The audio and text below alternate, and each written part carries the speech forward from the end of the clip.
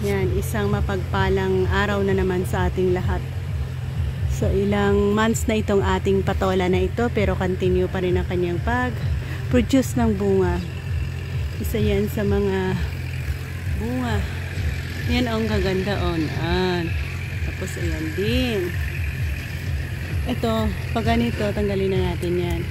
Hindi na kasi yan makapag lalaki man, pero ayan natin. Sa mga ganyan, tinatanggal ko na lang yan. Ganyan. Ito, natanggal ko na rin.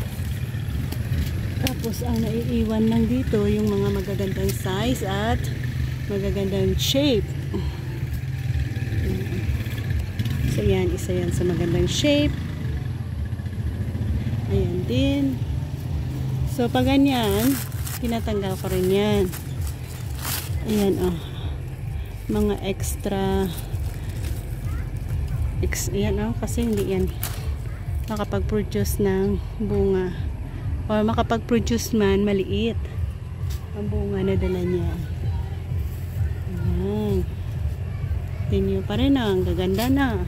Ito, tinatanggal ko rin yan, pangit na kasi ang shape. Ito, okay. Yan, continue tayo dito.